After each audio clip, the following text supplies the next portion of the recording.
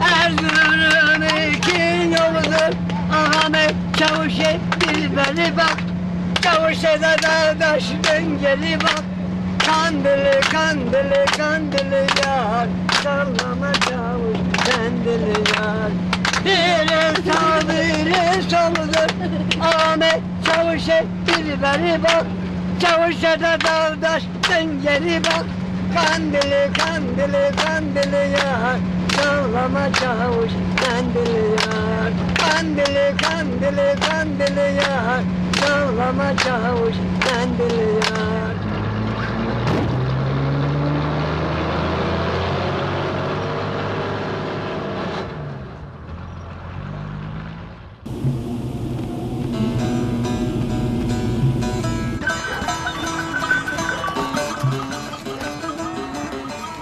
Selamün aleyküm.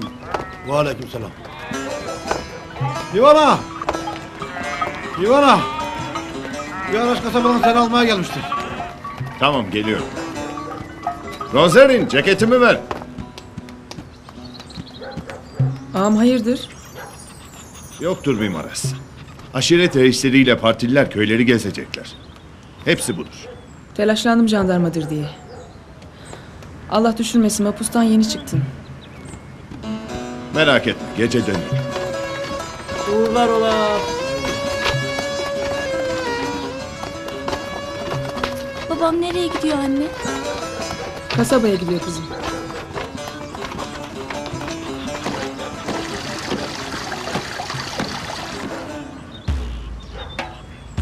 Ve toven reş breşin ser aha be vicdanan ve hetav reş böyle rojen reş ve ben çüken reş ve habere ne bir her binin ve ger ne bilsin kor ne binin ve ne bir aklı ne zana.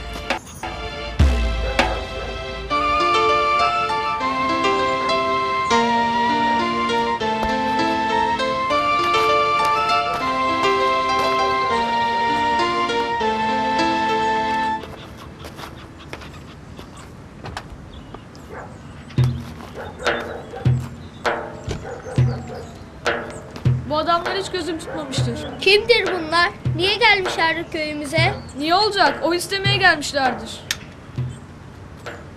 Aslında bunlar oy yerine iyi bir oyun hak ediyorlar ya. Nasıl bir oyun? Gelin benimle. Zulmet Ağa, işimiz yine sana düşmüştür. Bölgenizdeki aşiretlerden biri bizim için çalışmalıdır. Senin bu işte aracı olmanı isteriz. Unutma, seni bugünlere biz getirdik, bilirsin. Haşa. İnkarı mümkün müdür? Siz olmadan hiçbir bok yemeyiz haşa huzurdan. Bana düşen görev nedir begim? Bu bölgede kuvvetli olan bir partinin meclise girmesini istemiyoruz. Bu yüzden oyları bölecek kuvvetli bağımsız bir adaya ihtiyacımız var. Bilirsin işte, sevilen, sayılan biri. Aşiret reisi olursa ancak böler oyları. En kalabalık, en sözü geçen Amerik aşiretidir. Yani Mende ağadır. Konuşurum ama iknası kolay değildir. Bizim açamayacağımız kapı yoktur Zulmet ağa. Ha, istedikleri paraysa bastır bitir bu işi.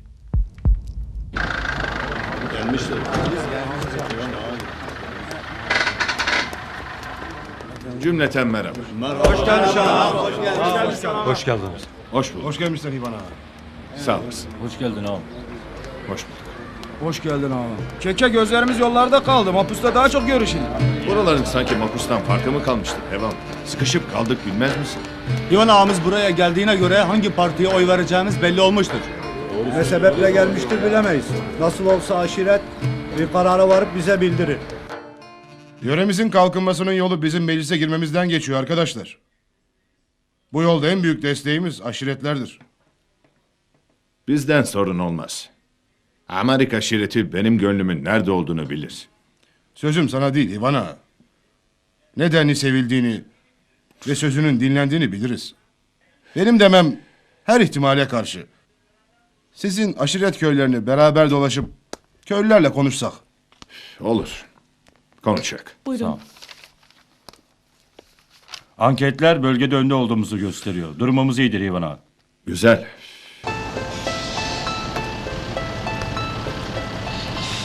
Aha işte Kürkeşli köyü karşısı. Sağ ol.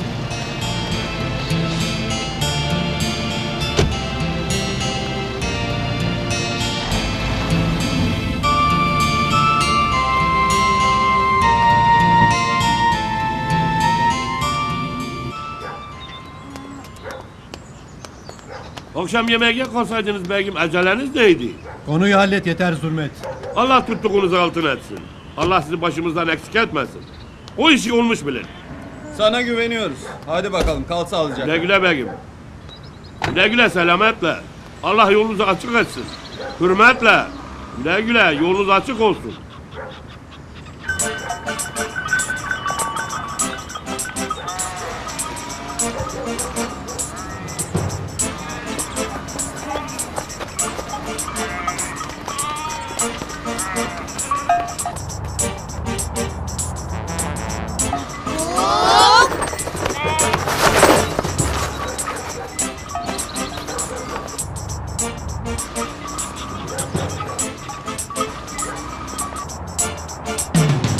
Ne oluyor ya? Hasrettir. Kapatın camları. Yürü yürü hemen gidelim.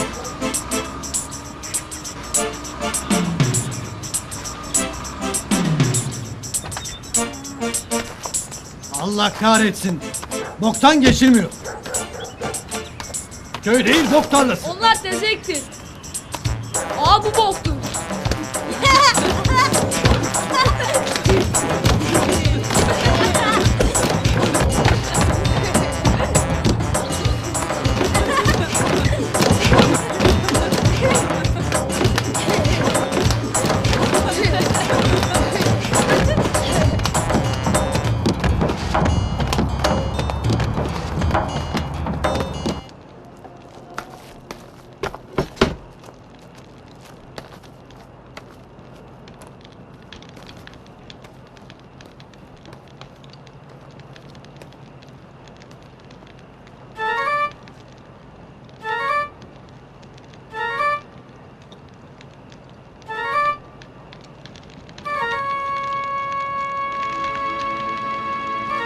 خرجتونه برخمن روژا رشت برخمن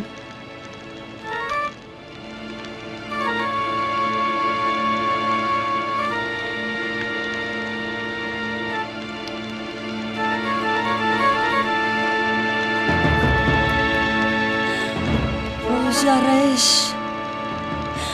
Roja reş, roja reş, roja reş. Roja reş.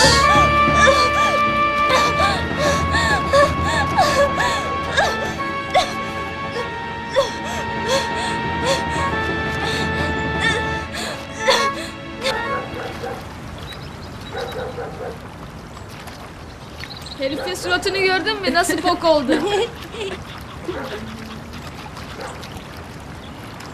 Kroevkiye. Nuz Hanım. Hey çocuklar! Bana yardım eder misiniz?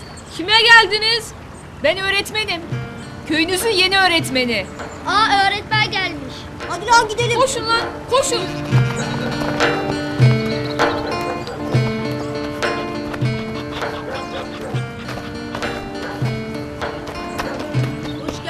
Hoş geldiniz.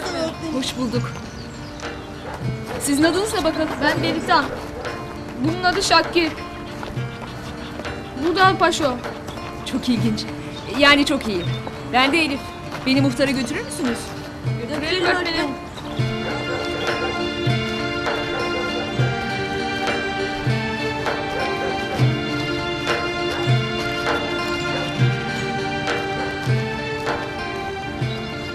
Beritan, ev kiye? Mamostegun demeye da pire. Merhaba. Mamoste va. Mamoste çıra ronayı. Le gelo. Ronia ve teredike ku halke roni bike. Kim bu? Ne diyor? Bu Berfene'dir. Herkese bir şeyler der. Ama hiç kimse anlamaz ne dediğini.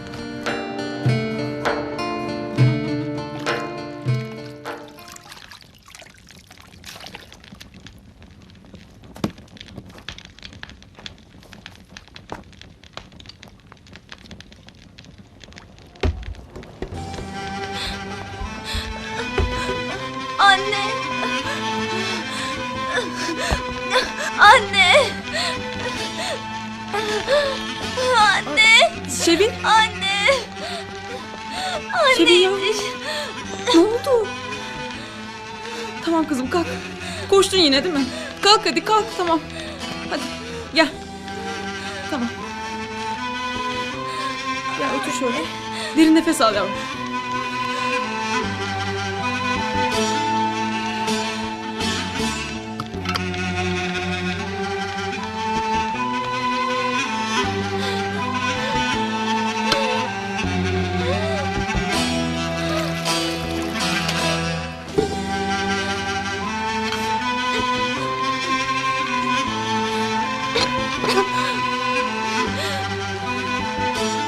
Gel kızım gel. Ah yavrum ben sana koşma demiyor muyum?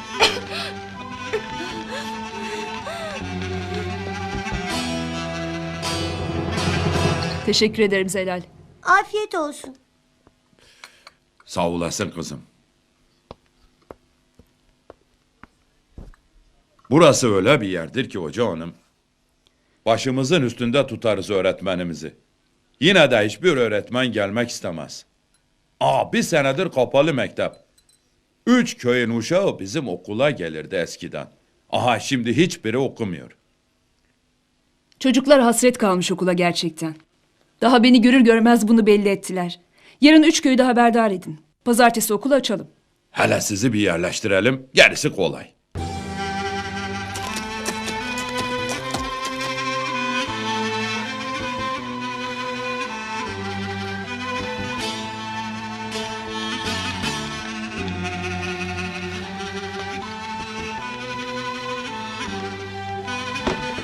Aney! Aney! Köy yeni öğretmeni geldi aney. İyi. Muhtara ben götürdüm öğretmeni. Pazartesi okula başlıyoruz. Ay neredeyse okullar tatil olacak. Bizim köye daha yeni öğretmen gelir. Adı Elif'tir. Ya. Elif? Karadır. He, karıdır. Ağam hoş gelmişsin. Sefalar Hoş bulduk. getirdin. Hoş geldiniz. Hoş bulduk. Hoş geldiniz. Hoş bulduk.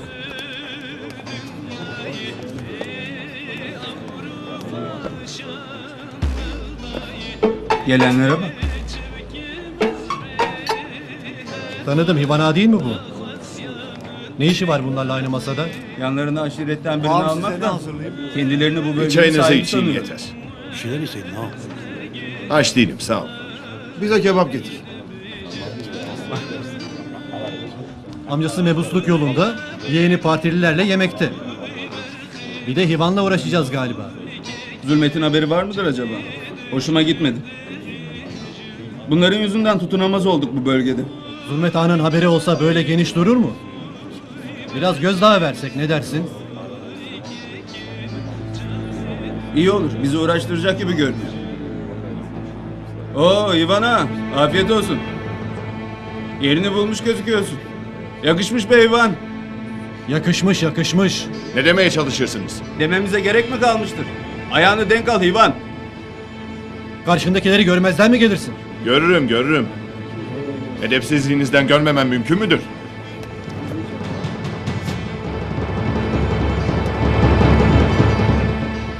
O silah bize sökmez. Buralarda hafif kalır. Adamınızla geldiniz, adabınızla gidin. Koy onu yerine Eşber. Lüzumu yoktur. Uyma şunlara İvan ağa, boş ver. Bu iş burada bitmez bilesin. Yürüyün beyler. Çarşı boydan boya. Mendi ağa gelmiştir ağam. Selamun aleyküm Zulmet. Ve aleyküm selam. Mende ağam. Hoş gelmişsen, safa getirmişsen. Hayırdır akşam akşam çağırmışsın, meraklandım. Hayırdır ağam, hayırdır. Gel oturak hele şöyle. Kızım çay getirin. Vaktim çok yoktur. Mesele nedir onu de bana. Bilirsin ki hükümet seçim kararı almıştır Mendi ağa. Devlet meselesidir, millet meselesidir. Lakin yöremizden alacağı oylarla hangi partinin meclise gireceği da bellidir. Elbet bellidir. Hepimiz de umudumuzu ona bağlamışık. Kafaları değiştirmek lazım. Büyük düşünmek lazım Mende ağa. Bugüne kadar kime umut bağladıysak batmadık mı? Lafı dolaştırıp durma Zulmet ağa. Diyeceğim o ki ağam, bu partinin mecliste yeri yoktur. Bizim için de en hayırlısı budur. Hayır bunun neresindedir ki? Seni mebus yapsak diye. Ne? Yani bağımsız adaylığını koy, gerisini bana bırak. Bunun mesuliyeti büyüktür Zulmet ağa. O yükün altına giremem. De hadi ağa, mesuliyet dediğin nedir ki? Mesuliyeti yüklenen başkalarıdır. Bu işin karşılığında aşiretini abad edecek bir servet vaat etmişlerdir.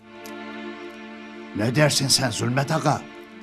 Cidden konuştunuz mu bu mevzuyu? He vallah he billah. Sana da selamları, hürmetleri var. Dur hele dur. Bak sana ne getirmişlerdir. Merkezden hediye yollamışlardır. Ya hele bak bakalım neymiş. Altındır ha. De get işine. Dursun durduğu yerde. Son kararın nedir Mende ağa? Bilmem ki. Hadi ben kabul ettim. Ya Hüvan? Bir iftira uğruna 6 sene hapiste kalmıştır. Devlet meselelerine uzak bakar. İvan senin küçüğündür ha. Küçüğündür Mende ağa. Ne düşünürsün ki? Öyle deme. Hüvan benim yeğenimdir. Razı olmaz bilirim. Hem aşiretin gençleri benden çok onun sözünü dinler. Hele bir düşünek Zulmet. De bana müsaade. Yallah. Düşün de. Fazla düşünmek iyi değildir. Fırsatı kaçırmak yazık olur. Yarın merkeze bildirmem gerek, unutma.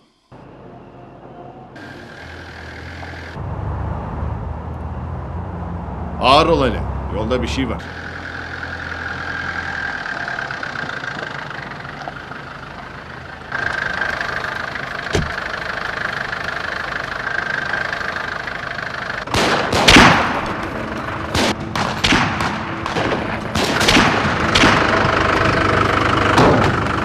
Yatır ağam.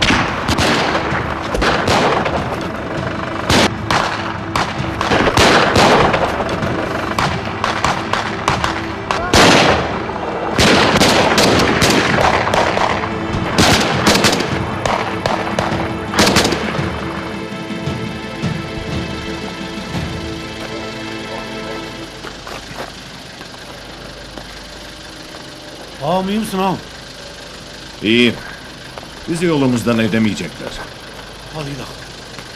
Karaya ayak basmak oldukça heyecanlandırmıştı beni.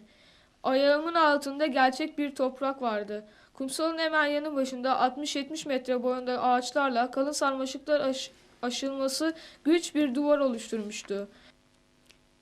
Hadi Beritan yatağa. Anne ben babamı bekleyeceğim ya. Aha babam gelmiştir. Bak ben bildim babam gelmiştir. Hoş gelmişsin Hivan. Hoş gördük Rozerin. Beritan, sen daha uyumadın mı oğlum? Seni beklemişim baba. Sana anlatacaklarım vardır. Sana sofra getirem. Açım Rozerin.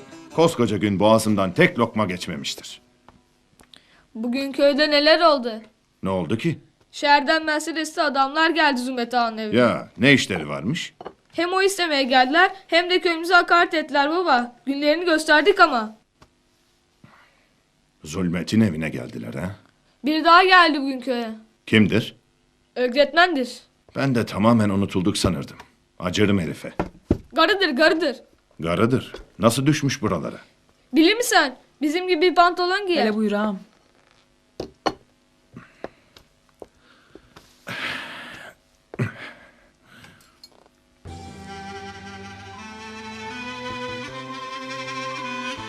Şevinim, Rojamalam'ın nasıl? Bugün yine tıkandı yavrusu. Ankara gitsek, bir de oradaki doktorlara göstersek. Olur. Gidelim.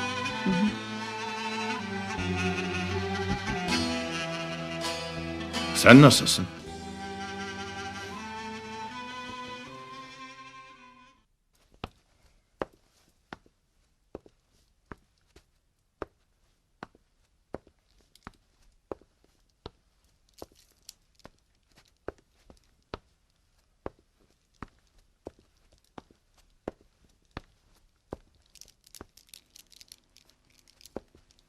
Siktir git lan.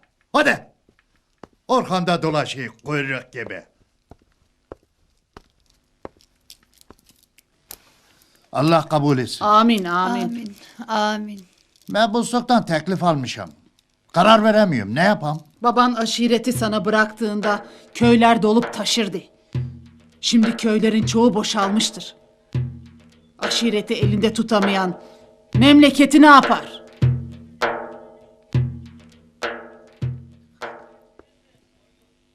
Genç kızdır, toydur. Bundan öğretmen olur mu?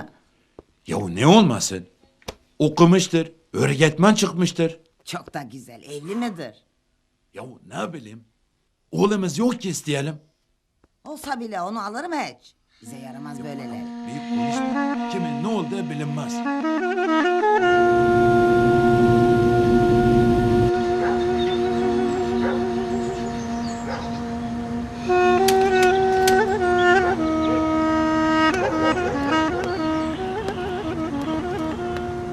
Kasaba evim baba ben de gelem. Haftaya söz aslanım.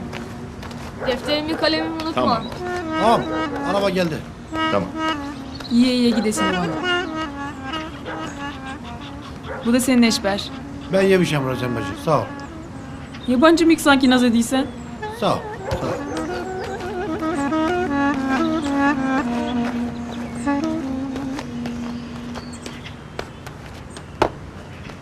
Selo. Selo. Buyur ağam. Akşama davetimiz vardır. Aşirete şölen verilecek. Gerekli hazırlıkları yapın. Köylüye de haber salın. Herkes burada olsun. Ha, Zulmet de davetlidir. Başı mısın ağam? Hadi.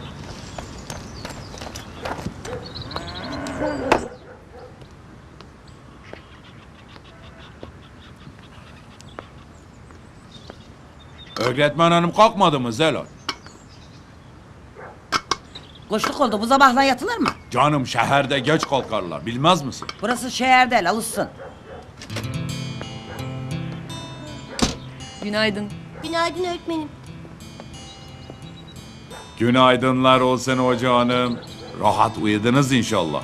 Uyudum teşekkür ederim. Öyle derin uyumuşum ki bir sürü rüya bile gördüm. Ben kahvaltı hazırlayayım.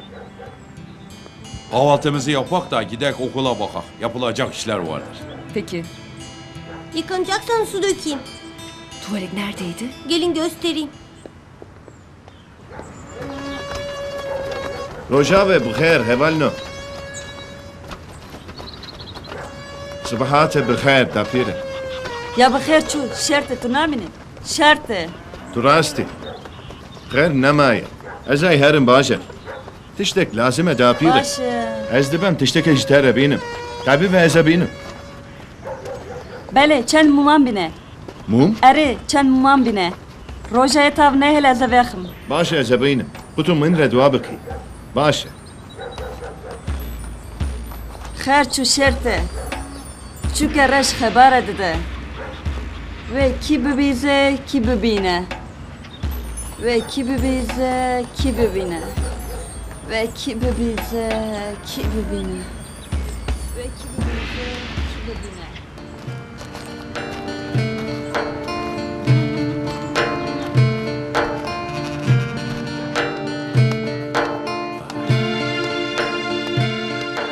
Hoca hanım, işte sınıfımız.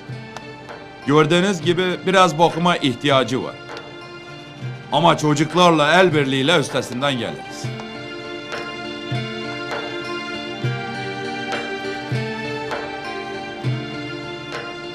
Selamun aleyküm muhterem mi? Aleykümselam. Ben de ağam bu akşam bütün aşirete bir şölen verecektir. Haberin olsun. Hayırdır, ne şöleni? Orasını bilmem. Benden haber vermesin. Tamam, geliriz.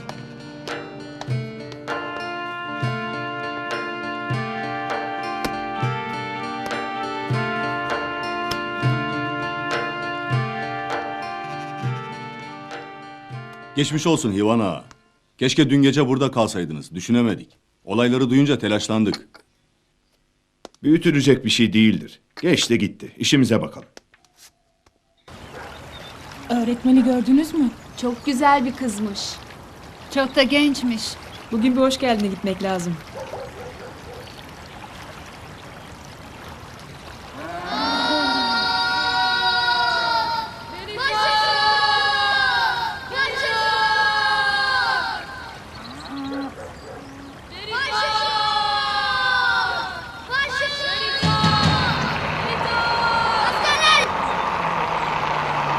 Neden kaçıyor bu çocuklar?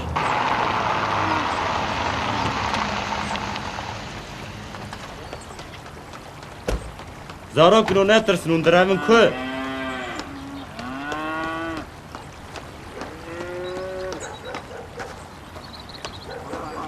Ben Türkçe biliyorum abi.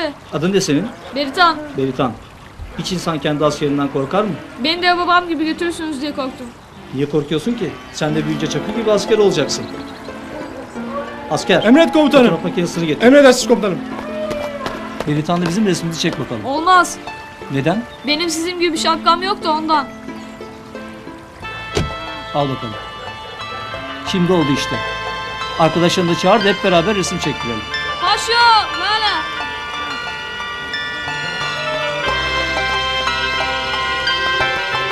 Gelin çocuklar. Gelin bakalım.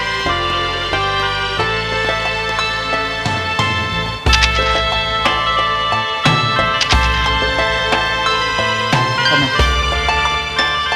Hadi bakalım. Hadi görüşürüz. Yürüyün çocuklar.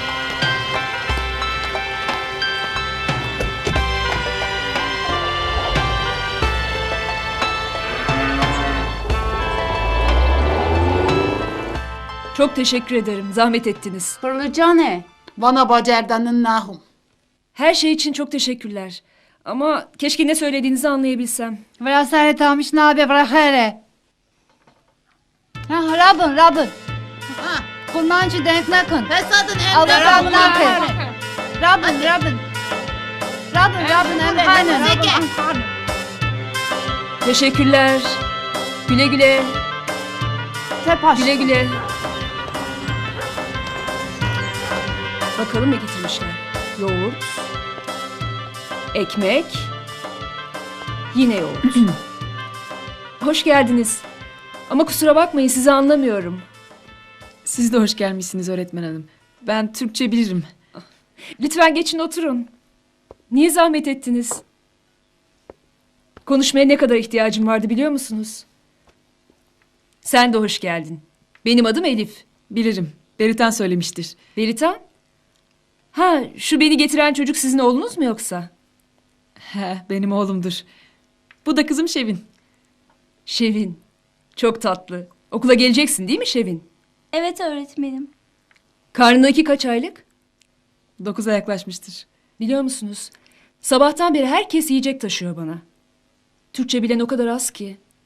Teşekkür bile edemedim hiç kimseye. Oysa ne kadar farklı anlatmışlardı buranın insanını bana. Durun bir kahve yapayım birlikte içelim, tamam mı? Sizi rahatsız etmeyelim. Hayvanların dönme zamanıdır. Başka sefer inşallah. Dedikleri kadar varmışsınız. Nasıl anlamadım. Herkes çok güzel olduğunu söylüyor. Doğruymuş. Teşekkür ederim. Siz de çok güzelsiniz.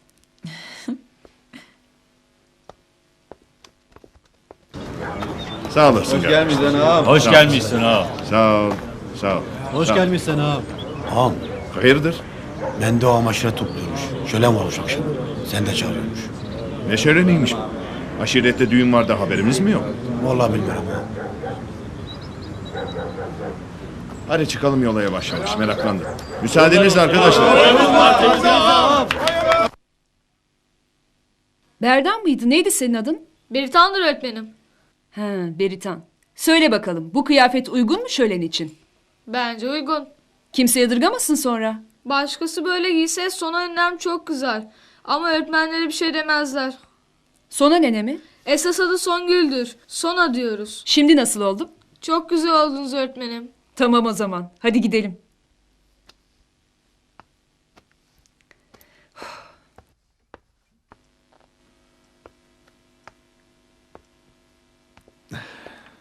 Hoş gelmişsin Hivan. Hoş bulduk. Bu şölen neyin nesidir Rozerin? Vallahi bilmiyorum.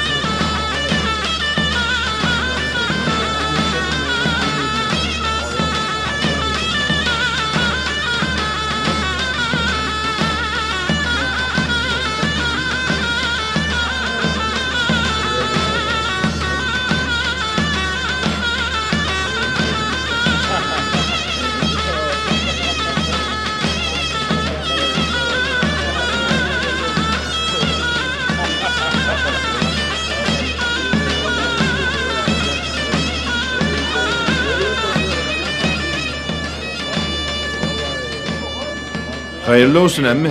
Neyi kutluyoruz? Mende Ağa bağımsız adaylığa karar vermişti. Bu durumda sen de mebus adayının yeğeni oluyorsun Hivan. Emmi sen konuşsana. Duyduklarım doğru mu? Aşiretimizin geleceği için böyle bir teklifi olumlu bulmuşumdur Yuvan.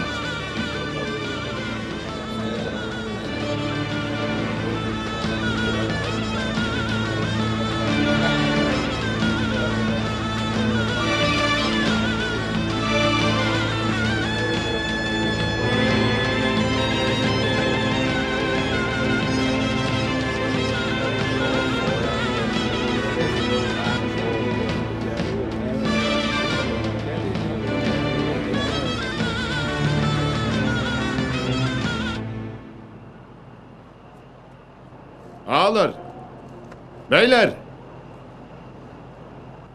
Amacım tadınızı kaçırmak değildir. Mende ağam büyüğümdür. Aşiretimin başıdır. Lakin ben bölgemizden bağımsız aday olmasına karşıyım. Hivan bilmez misin ki kapı eşiğine gelen gelin geri çevrilmez. Ağam kendi rızasıyla aday olmuştur. Sen aşiretten Mendi ağanın küçüğüsün. Sana susmak düşer. Dilimiz önünde bağlı mıdır ha? Köydeki yılan izinden, dağdaki koyun sürüsünden haberin var sanırsın. Dağdaki çobanın önünde bir koyun bile kalmamıştır. Ama sen post tüccarlarının zoruyla olmayan sürüyü gütmeye kalkarsın. Kendi rızasıyla adaylığını koymuştur.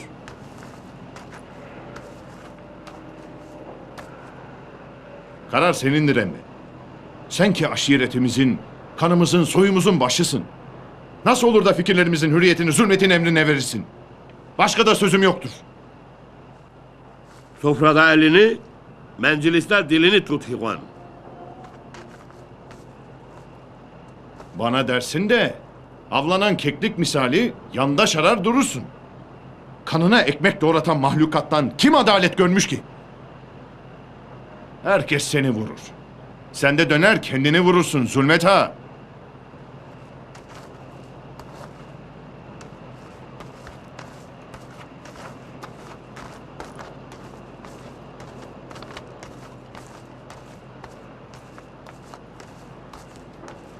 Aklını başına al Mendi ağa.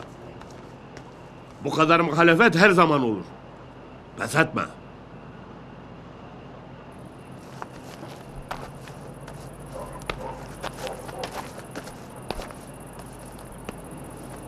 Ve toven reş bereşin. Seraha be vicdanan. Ve hetav reş hele. Rojen reş ve ben. Cükken reş ve habare. Ne bher binin. Ve ker ne birzin. Kor ne binin ve ne bire. Akale ne zanan. Ne demek istiyor? Bilmiyorum. Son günlerde çok değişti. Felaket habercisi gibi konuşur.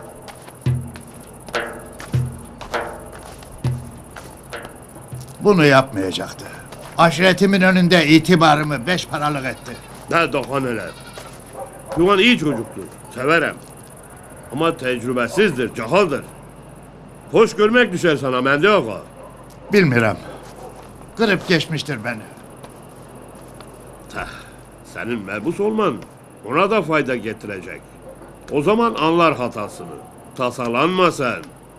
İnşallah Zulmet Ağa, inşallah. Hadi bana müsaade ağam. Aşiretine, bölgemize hayırlı olsun. Selametle.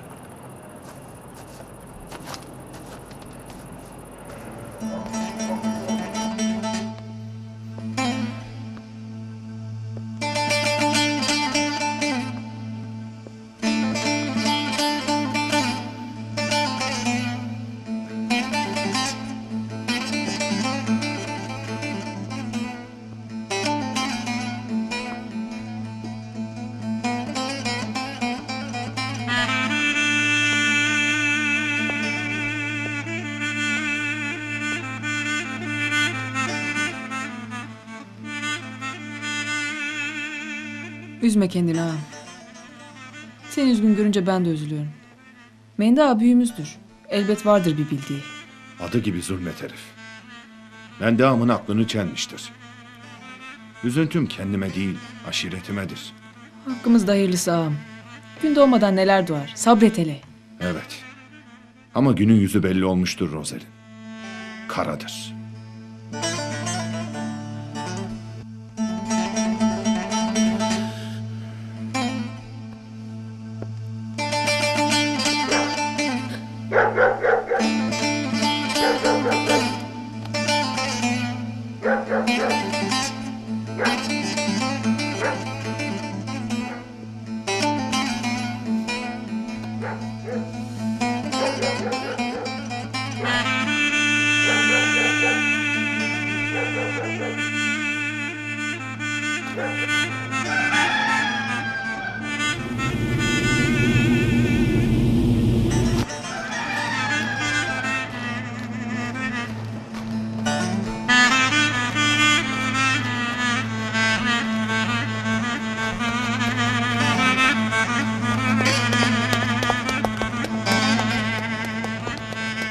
Mendi ağamızın adaylığına çok sevinmişiz Hivan ağa. Bizden birinin mebus olması göğsümüzü kabartır. Öyle değil mi ağalar? Evet, öyledir. Ağalar, hele biraz beni dinleyin. Mende ağa büyüğümdür. Aşiretimin başıdır. Lakin aynı candan aynı kandan olan ben, sistemin bir parçası olmaya gönül koymuş amcamın karşısındayım. Bunu böyle bilesiniz. Zulmet Ağa'nın oyununa gelmeyesiniz. Bunun Zulmet Ağa ile ne ilgisi var ağam? Bunu anlamamışım. Önemli olan Mende ağamın seçilmesi değil midir? Bilmez gibi konuşursun. Bu mebusluk işi karanlıkta fener yakmaya benzedi. Görmez misiniz ağalar? Herkesle tekrar görüştüm bu sabah. Çok memnun kalmışlardır kararından dolayı. Geleceğin parlakmış. Hadi hayırlısı Mende Ağa. Güzel dersin de Zulmet Ağa. Benim içim rahat değildir. Ya hadi oradan. Sen ağasın. Mende ağasın. Kuvvet kudret sahibisin. Eşiretin zor durumdadır. Şimdi gücüne güç katma zamanıdır. Yuvan yüzünden bu fırsatı tepemezsin. Vallahi bir yanım öyle diyor, bir yanım öbür türlü. Ben de şaşırmışım vallahi ne yapacağımı.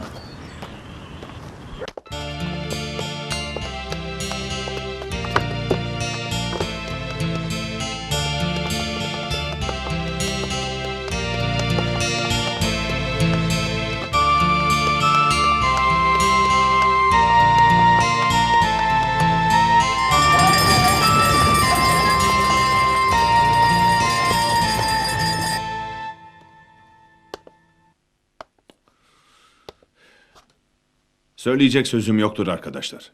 Öz amcamla ben fikir ayrılığına düşmüşüm. Doğru dersin de Hivan. Mendi ağa mebusluktan vazgeçmezse meclise girmemiz tehlikeye girer. Tehlikeye mi girer? Suya düşer desene sen şuna. Amerika aşireti bölgenin en kalabalık aşiretidir. Şimdi ne olacak peki? Olacağı budur. Ben size verdiğim sözümün arkasındayım arkadaşlar. Beritan! Buyurun öğretmenim. Bugün anneni ziyaret etmek istiyorum. Birlikte gidelim mi? Tamam öğretmenim. Tamam.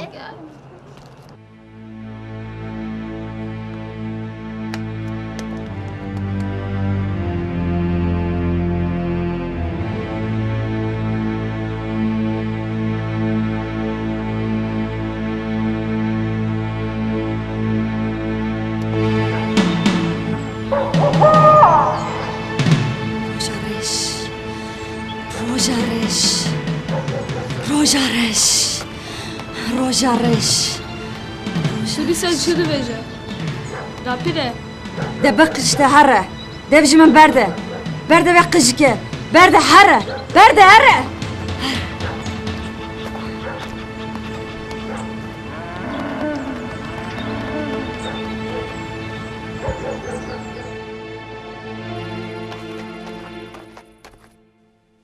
Çima ne zevciye? Çima merakay ne diye.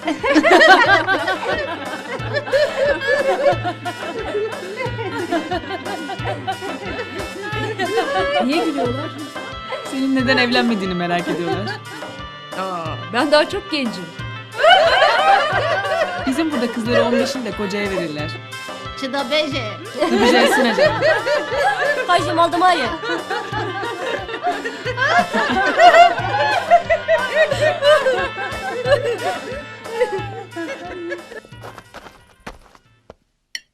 Ağam destur verirsen alın diyecekleri vardır. Gelsin. De hala. Ağam, İvan bugün köy odasına geldi. Konuşma yaptı. Ben de ağama oy vermeyin. Oylarınızı böldürmeyin dedi. Güya bu seni tezgahladığım bir oyunmuş ağam. Vay densiz köpek vay. 6 sene mahpus damlarında çürüttürdüm iti. Halen akıllanmadı. Zulmet Ağa'nın aleyhine konuşmak ha? Köylünün tepkisi ne oldu?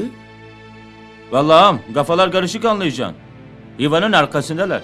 Ağam Hivan başımıza beladır. Yine mi susturak? Dur hele. Aceleye gerek yok. Dili fazla uzarsa elbet kesmenin bir yolunu bulur. Her şeyiniz o kadar farklı ki. Farklı olan ne? Ne bileyim, her şey işte. İsimleriniz, yemekleriniz, adetleriniz. Hatta Bunlar bir yana galiba asıl farkımız değer yargılarımız hoca hanım. ben bunu kastetmemiştim. Ben bunu kastettim.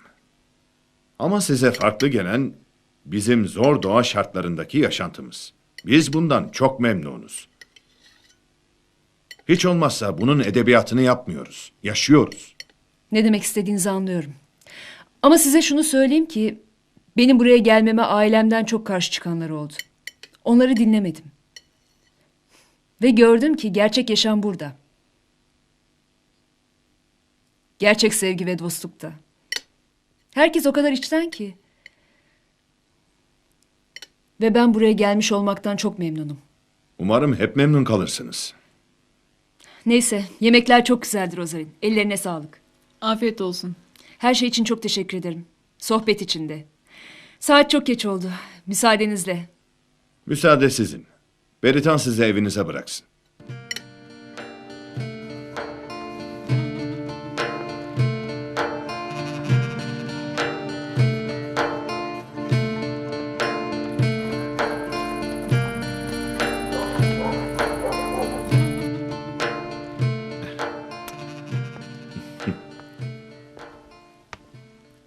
Hoş gelmişsin emmi.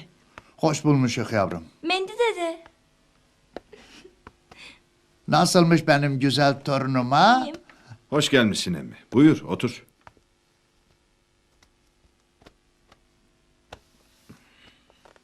Vakit geç olmuştur bilirim. Fazla durmayacağım. Vaktin önemi yoktur emmi. Başımız üstündesin. Bana kızgınsa bilirim. Yani velakin beni bir daha ezip geçmene müsaade etmem bilesin. Aşiretimizi birleştirelim derken iyice dağıtmaktan korkarım. Dilim önünde kalkmaz emmi.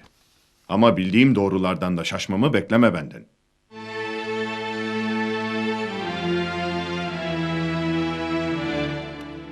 Hasta olun.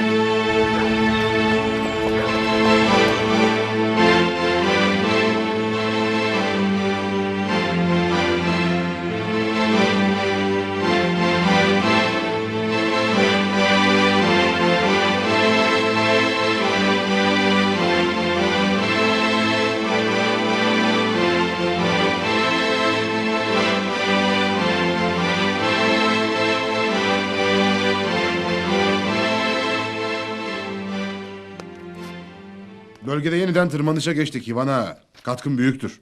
Ben sadece amcamın kaybettirdiği desteği toplamaya çalıştım. Aşiretimiz bölgenin akıbetinde kötü bir rol üstlenmesin. Gayretim bunun içindi.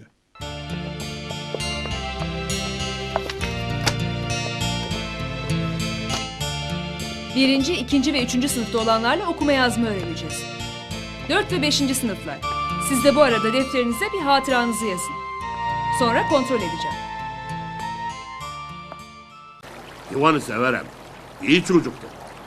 Ama biraz boşu dik. Mende Ağa'ya karşı gelmekle büyük hata etti. Şimdi orada burada konuşup milletin aklını çeliyormuş. Yazık. Koskoca eşiret bunun yüzünden dağılıp gidecek. Halbuki Mende Ağa mebus olursa eşireti amad olacak. Hepiniz ihya olacaksınız. Bu konuda sen ne düşünüyorsun Eşe hocam? Doğru dersin Zülmet ağam. Aşiretimizin dağılmasını istemem. İvan ağam yanlış yapmıştır. Böyle düşünmene çok sevindim. Öyle ya, aklın yolu birdir. Senin bankaya çok borcun vardı değil mi? Ne yaptın? Ödeyebildin mi? Ne gezer ağam? Bak sana bir şey vereceğim. Götür kasabada sat. Çok pahalıdır ha. Öyle mi? Ha.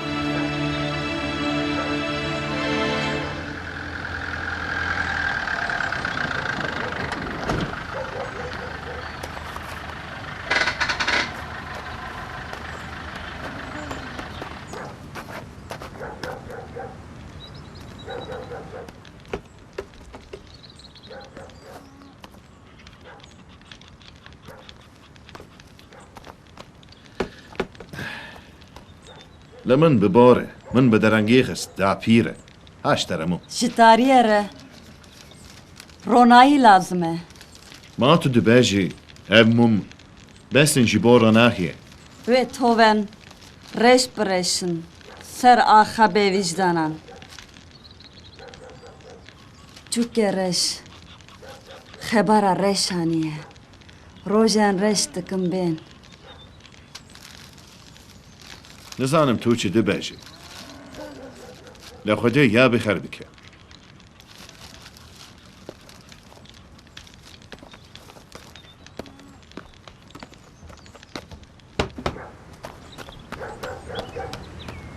Hivana! Babam haber yolladı. İhtiyar heyeti toplanmıştır. Seni bekliyorlar. Yürü gidelim. Ağalar, bir konuda yeğenim Hivan'la fikir ayrılığına düşmüşüktür. Sizden tecrübelerinize dayanarak bize yardımcı olmanızı isterim. Bildiğiniz gibi ben mebusluğa adaylığımı koymaya karar vermişim.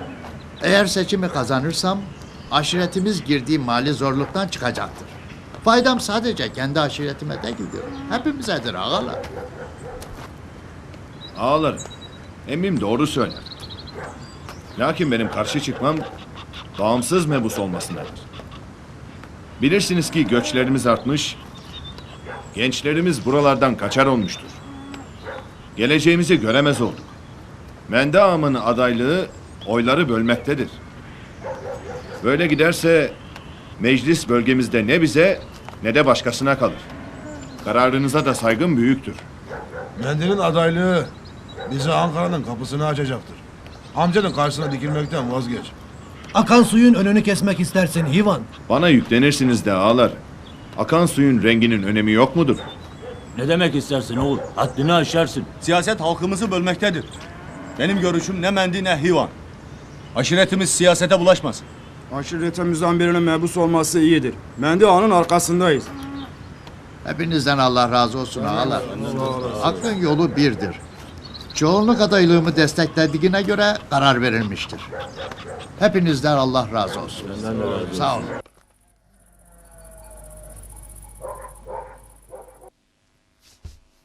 Doğum yaklaşmıştır İvan'ım. Aşiretimize bir oğlan daha gelir inşallah. Mendi ağamızdan sonra aşiretimizin reisi sensin. Ne kadar çok soyun olur o kadar iyidir. Hangi aşiretten bahsedersin Rozerin? Aşiret mi kaldı? Bölündük, parçalandık. Allah hayırlara çıkara. Yeni bebe yeni nefestir evimizde. Şevin'le Berita'nın büyüdüğünü göremedin. Sen çıktığında kocaman olmuşlardı. Bu sefer kısmet olursa beben baba yolu gözlemeyecektir. Bilirim ki babası yanındadır. Babasına emanettir.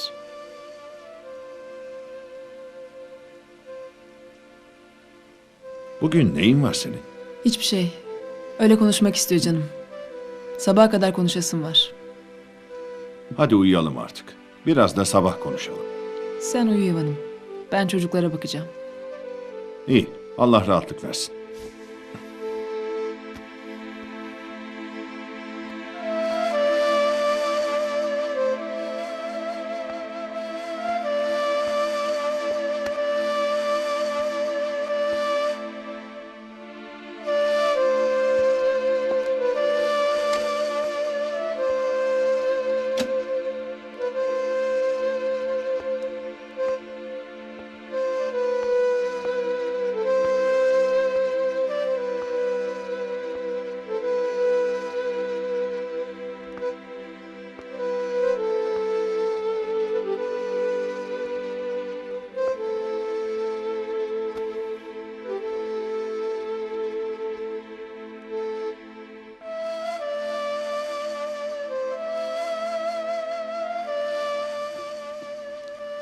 Anne.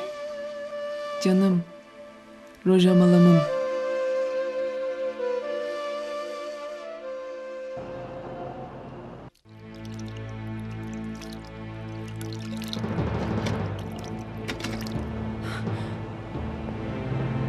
Kim var orada? Mumana madebeke. Mumana madebeke. Ne işin var evimde? Mumana Ne madebeke. istiyorsun? Roja reştike hele. Ne işin var evimde? Ne istiyorsun? Mumana madebeke.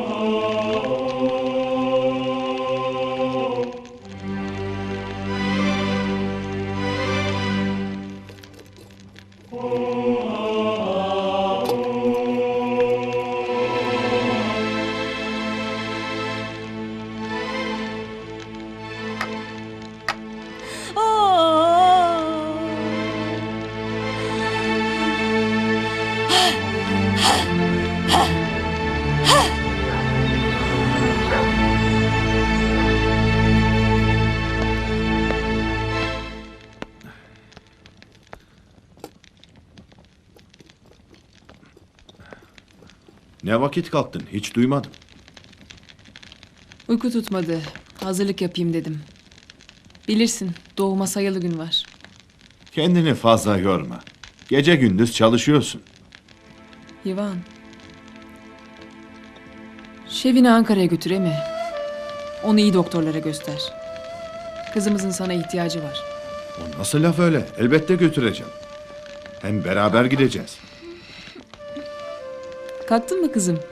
Hadi kardeşini de kaldır. Şu hayvanları bir baksın. Peki anne. Ben birkaç parça odun kırayım.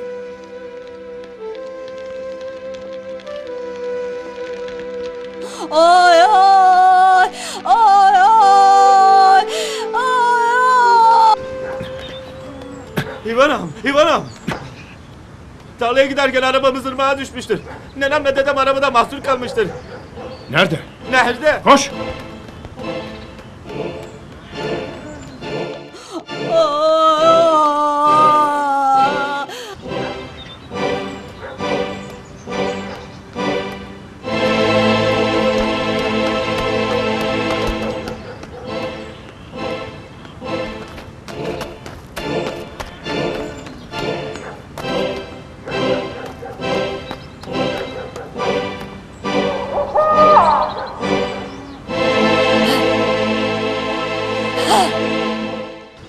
Kış, kış, kış, kış, kış, kış.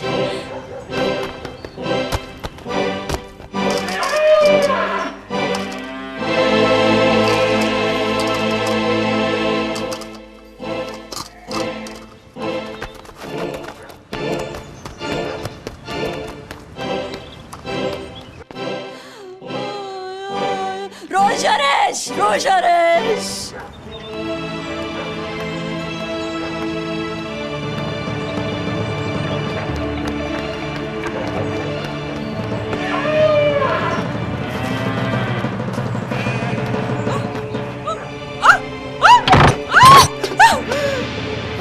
Anne!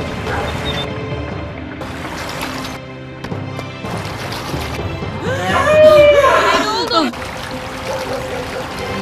Karnım sancılandı birden. Sen aldın mı hayvanların altını? Az kaldı anne.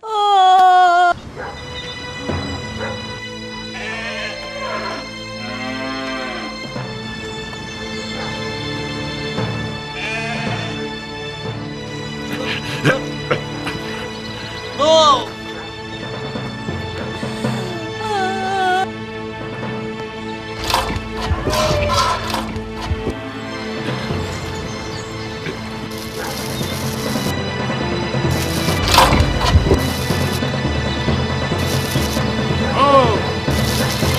Rojareş.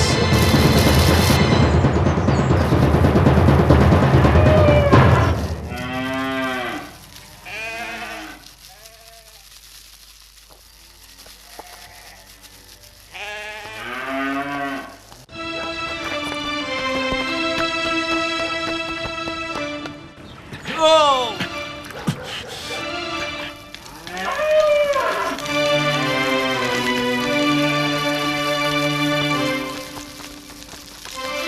Yangın! Rojareş. Beritan ağır yanıyor, koş! Koş kapıya yardım çağır!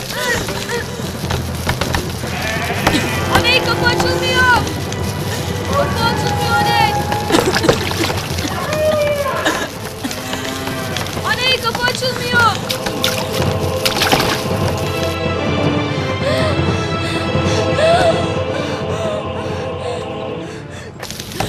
Anne! İvan! Kapı açılmıyor! Tamamdır. Yürü! Yürü!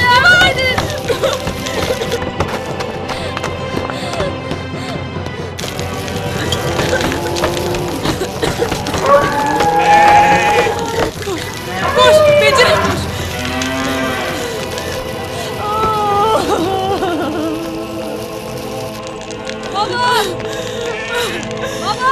Allah'ım yardım et.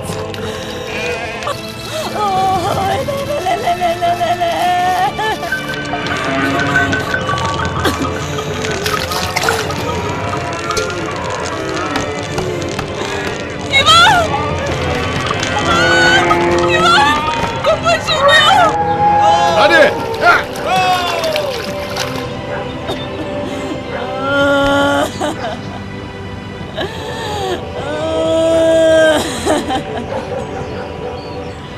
Baba! Şevin ne olur yardım edin. Şevin yardım iste. Şevin yardım iste, yanıyoruz.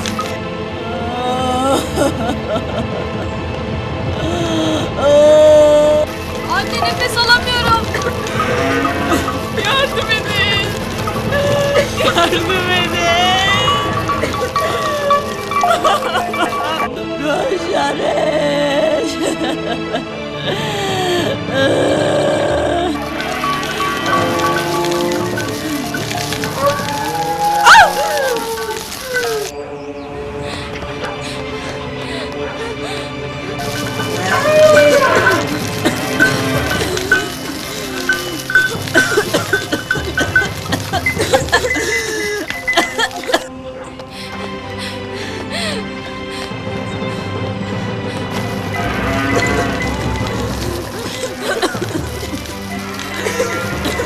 İvan!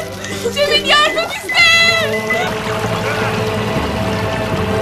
Hadi! Yanıyoruz. Şevin ne olur yardım edin yanıyoruz. Yardım edin, kapı açılmıyor, yanıyoruz burada.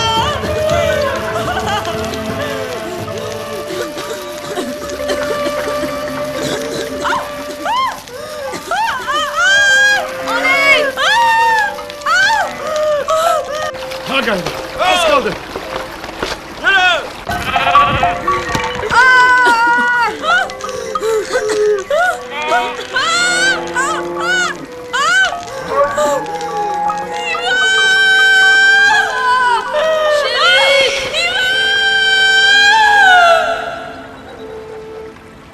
Roselin.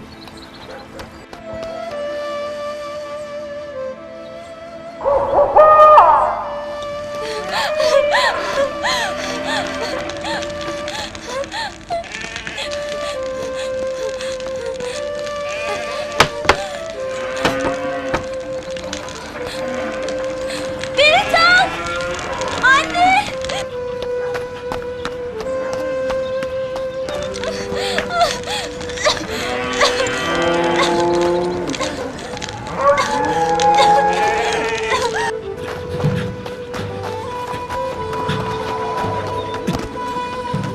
Yangın var! Yangın var! Yardım edin! Yangın var! Yangın var! Yangın mı?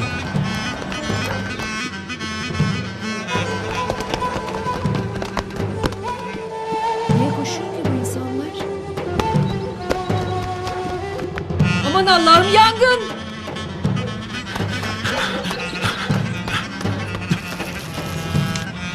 Yanıyorlar! Yanıyorlar! Yanıyorlar!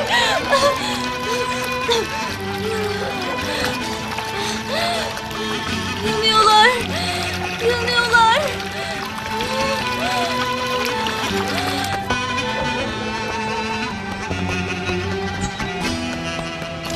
Çabuk olun! Çabuk olun! Hadi hadi!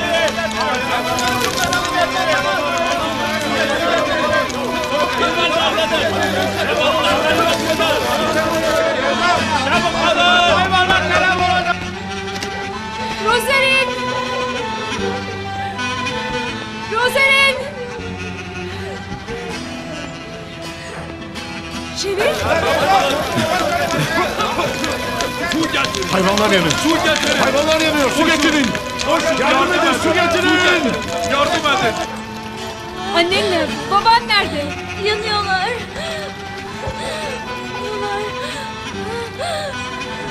Yanıyorlar! Hiç güzel. Yanıyorlar! Annen nerede? Beritan nerede? Baban nerede? Yanıyorlar! Yanıyorlar. Yanıyorlar. Aman Allah'ım.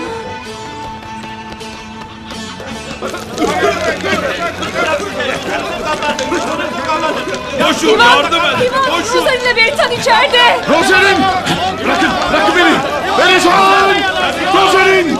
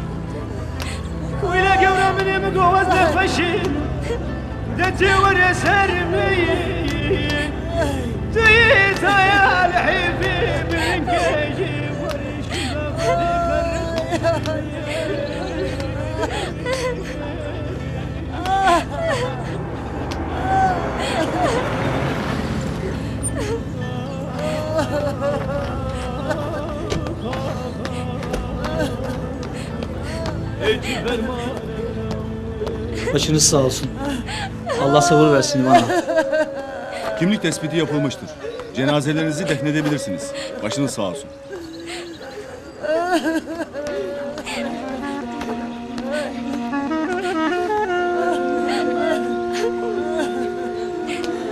Muhtar, gerekli hazırlıkları hemen yapın. Bir an önce kaldıralım. Olayı gören yok mudur? Bu bir kaza mı? Düşmanın var mıydı bana? Kim dost, kim düşman belli midir kumandan? Pekala hayvana. Senden bu olayın faillerini bize bırakmanı istiyorum. Sakın intikam alayım deme. Hapisten yeni çıkmışsın.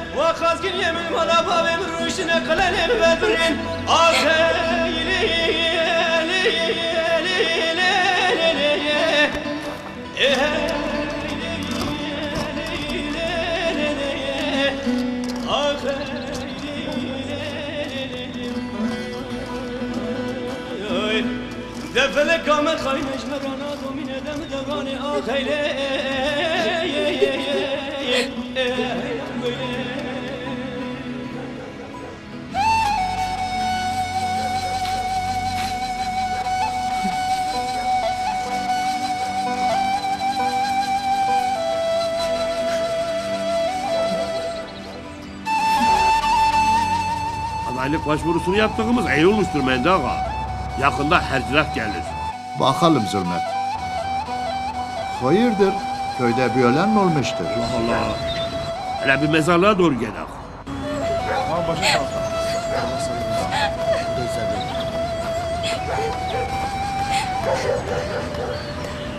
Oy, ocağıma kara düşürenlerin ocağı söner. Duyduklarım doğru mudur Yuvan? Yuvan kim işlemiştir bu haltı de bana?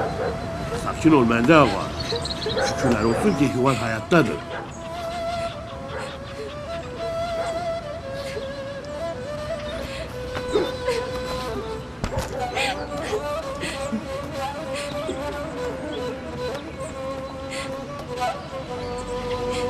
Rosarin, anam babam ve atam üstüne andolsun ki sizleri öldüren her kimse onu bulup intikamını alacağım. Kazdırdığım bu boş mezar sahibini bulacak.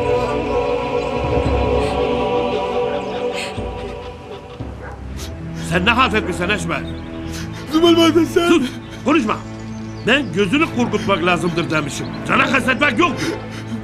Vallahi sana göz olduğunu bilmiyordum. Neyse, ulan olmuş gayrı. Sus artık, topla kendini. Benden ve evimden uzak durman gerek Eşmer, anladın mı? İçeride kimse olduğunu bilmiyordum. Bilmiyordum. Ben sadece... İçeride kimse olduğunu bilmiyordum.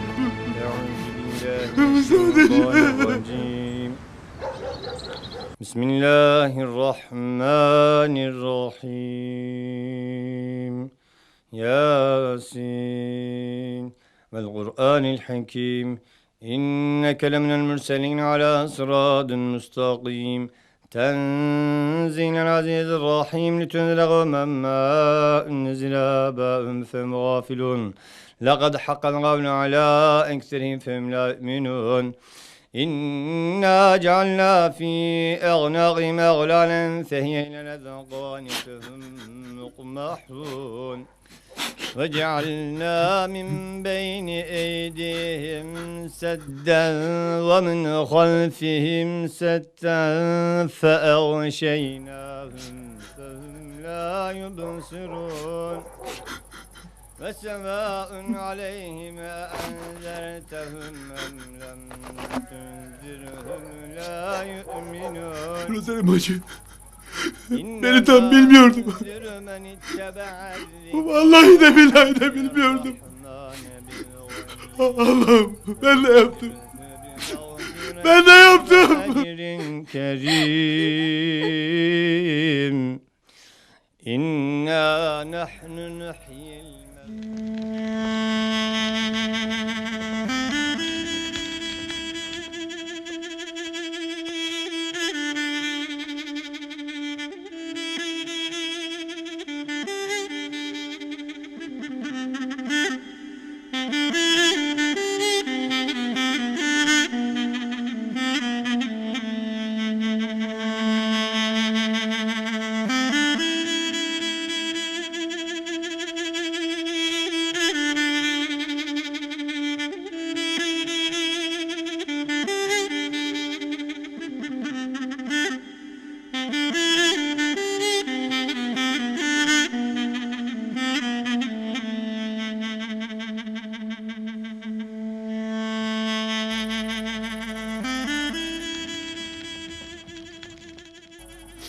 O söyledi ben yaptım.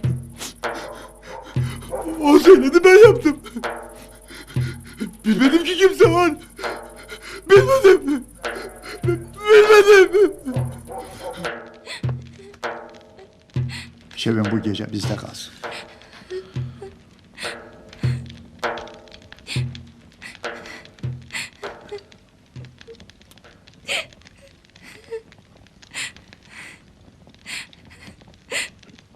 Hadi gel kızım. Hadi.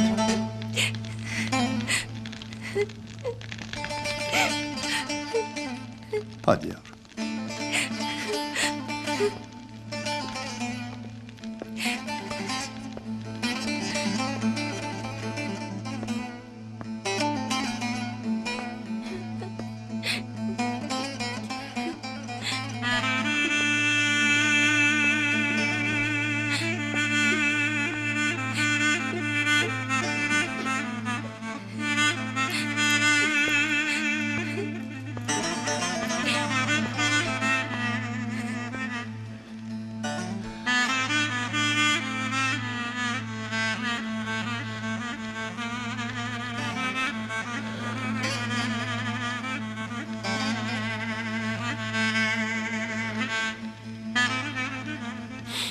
ولدني جبل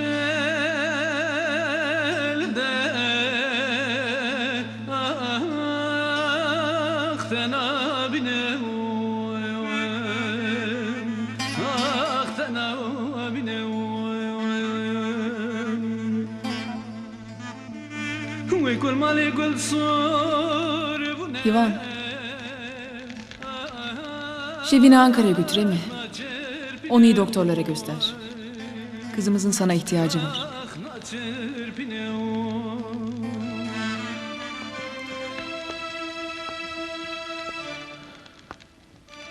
Kimdir o? Benim Ivan. Rozalin? Karnın acıkmıştır. Sofra hazırlayayım. Sen misin Rozalin? Benim ağam. Tanımadın mı? Tanımaz mıyım? Şaşkınım sadece. Beritan yok mu? O da burada. Baba, beni özlemedin mi? Özledim tabii ki Beritan'ım. Beritan. Beritan? Beritan? Beritan gitti. Ama bebeğimiz burada. Rozalin? Rozalin! Rozalin! Beritan!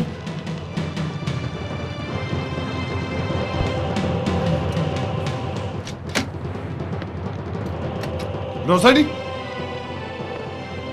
Rozalin!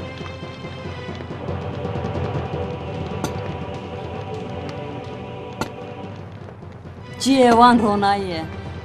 Bulayan ku Roniya. Vicdana ve tefandine bifikirin.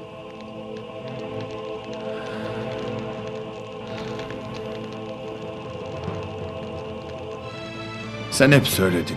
Ama bizim gözümüz kör. Kulağımız sağırdı, anlayamadık.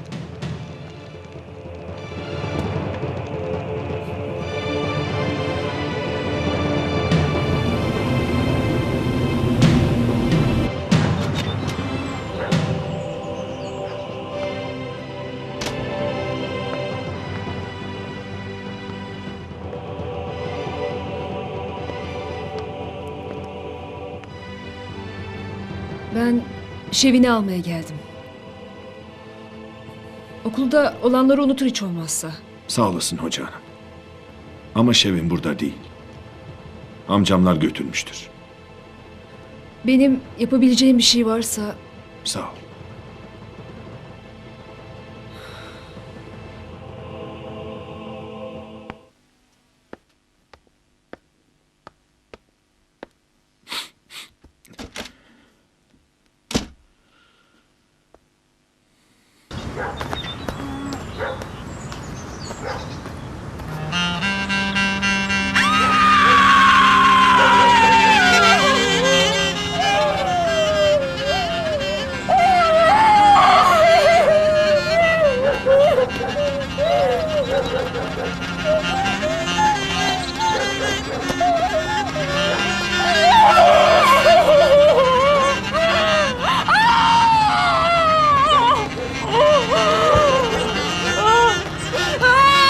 Çabuk koşun!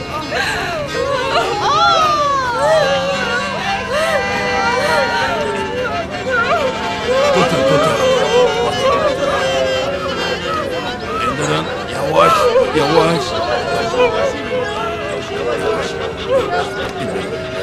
Neden yaptın Eşber?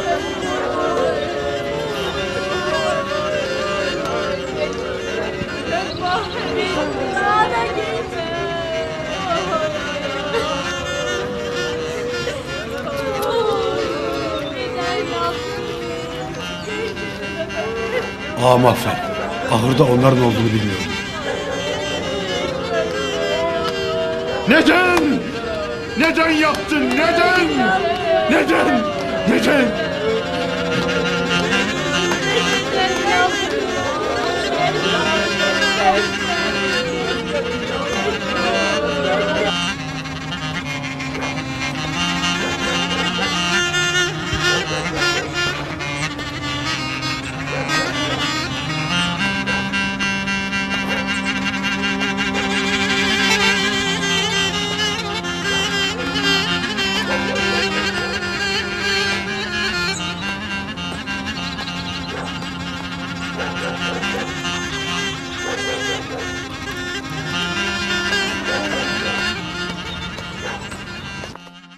Okulun çıkarlarını koruyacağıma, vatana milletime faydalı olacağıma, dürüstlükten hiçbir zaman şaşmayacağıma namusum üzerine söz veririm. Sus lan. Zaten kafam bozuk. Ne istiyorsun çocuktan? Galiba vazgeçeceğim hala. Bu mebusluk bize halal getirmiştir. Gel benim güzel kızım. Gel, gel. Gel. Torunum benim. Eve gitmek istiyorum. Sonra sofrayı kur. Yemeği yer sonra birlikte gideriz. Benim gitmem lazım.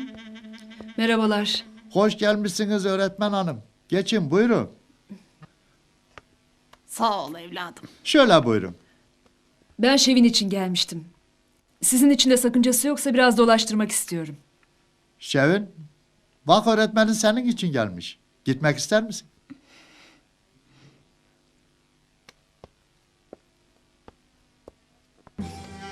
Bizi merak etmeyin, gecikmeyiz.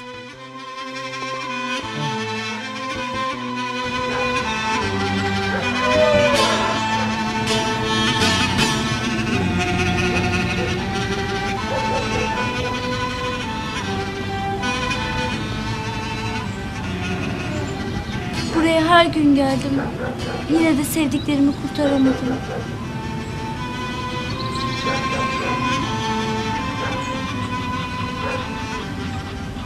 De bakalım ne diyeceksin. Bu işin mümkünü yoktur. Vaz mı geçersin mebusluktan? Geçtim gitti. Bu kadar kolay mı sanırsın davadan dönmeyi?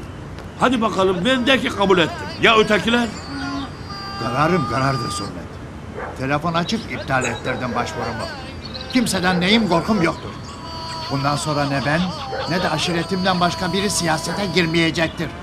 Söyleyeceklerim bundan ibarettir. Boku yedik. Demek vazgeçti ha? Bittin sen. Ben elimden geleni yaptım begim. Sızlanmayı bırak Zulmet. Kendi kendine ettin. Aman begim yapma eyleme. Elimden geleni arkama koydun mu sanırsın? Bilmem artık. Sonuç ortada. Elini yüzüne bulaştırdın. Şevin nasıl? Bütün gece ağladı yavrucak. Sabahtan bir şey yediremedik. Hoca hanımla gönderdim. Biraz dolaşsın açılır. İyi etmişsin emmi. Başımıza gelenler hiç hayır alamet değil. Vicdan azabı çekiyorum. Haşa emmi, seninle ne ilgisi vardır? Bilmiyorum. Bu yüzden adaylıktan vazgeçmişim. Hayırlı bir iş yapmışsın emmi.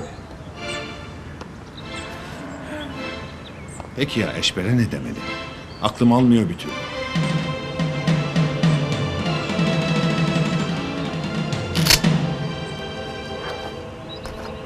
Bu saati Eşber'in cebinde bulmuşum. Ula ben bu saatin benzerini Zulmet'in evinde görmüşüm. Hatta bana vermek istedi de almadım. Emmi sen ne diyorsun? Zulmet'in saatinin Eşber'de işi ne? Aklıma kötü şey gelir ama bunu Eşber'e konduramam. Hele ver şu saati.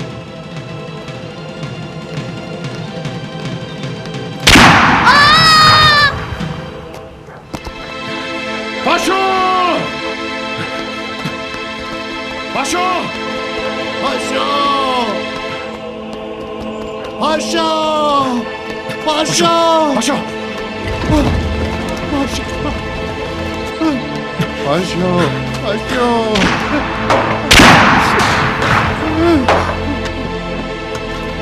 Yaktılar oğlumu! Paşa! Paşa!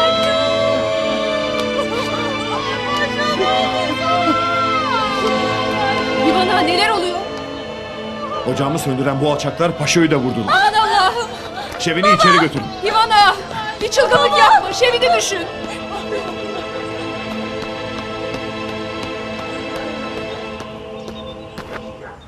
Ağam Zara'yı vurdular. İvan ağa buraya geliyor. Ana! Ulan ben şimdi ne edeceğim?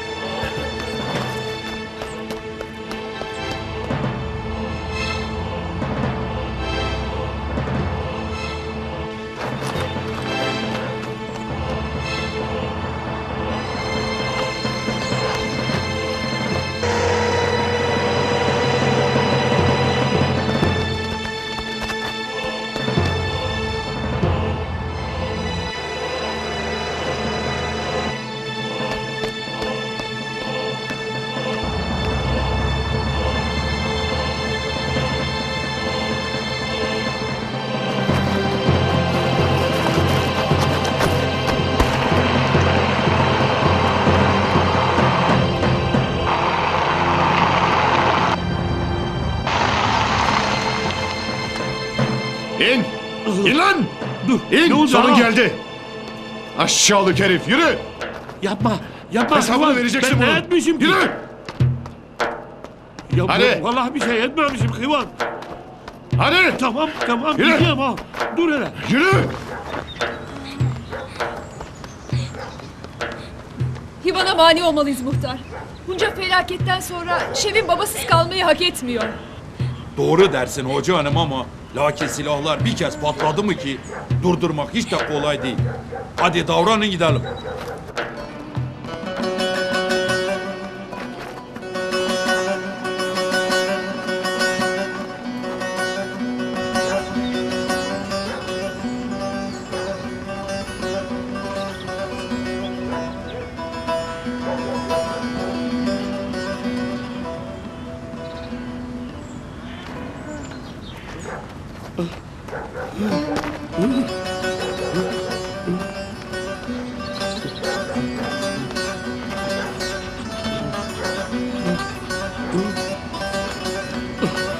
Yürü!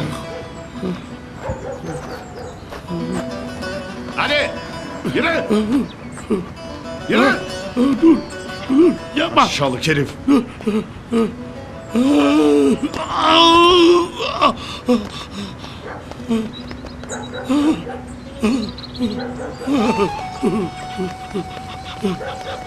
Yüreğinden yaralısın bilirim. Ne söylesem faydasız. Bunu da bilirim. Ama Allah bilir ki yangında çocukların yanması hesapta yoktu. Doğru dersin. Yüreğim yaralıdır. Ne söylesem faydasızdır. Bu da doğrudur. Ama bilesin ki soyumun üzerine yemin etmişim. Bu boş mezarı senin leşinle dolduracağım. Yapma. Baba!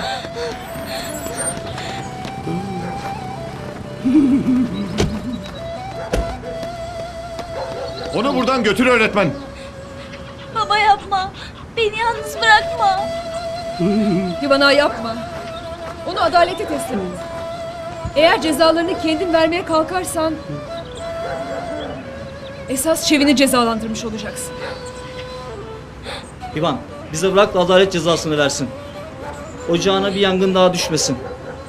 Bu yavrucağı yetim bırakma. Kıvan, kumandan doğru söyler. Gel vazgeç.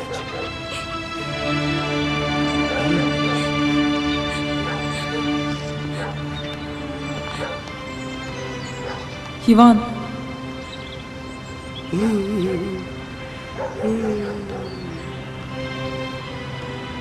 Doğru olanı yap. Benim rahat olmamı istiyorsan Şevin'imi babasız bırakma.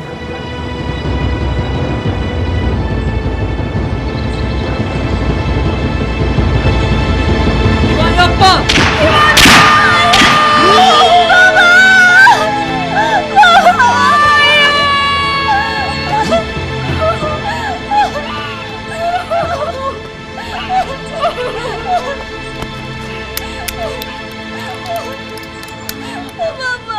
وإذا خالو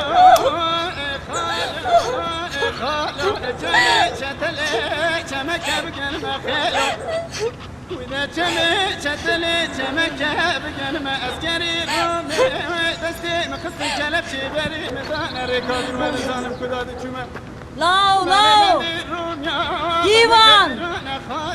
Tudo bem خير جروني بو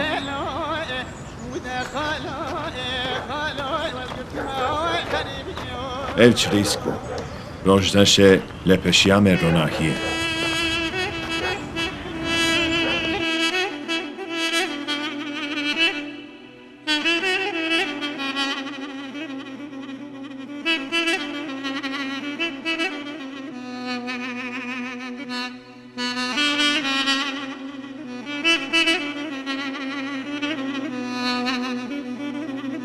وإذا خالو جمي شتلي جمك بربنا خالو وإذا جمي شتلي جمك بربنا كسي خير خوازي جوابك بباج خالي من يعبدو بغيره بلا جمي شتلي دشتا بوتيني ولا تخرب قربتي كاري خبك خيلو بله بندیرم یا بنده که گرانه خالو دستیم کلبچی در زیانه خیلو ویده خالو خالو وزگرتی ما هوای خریبی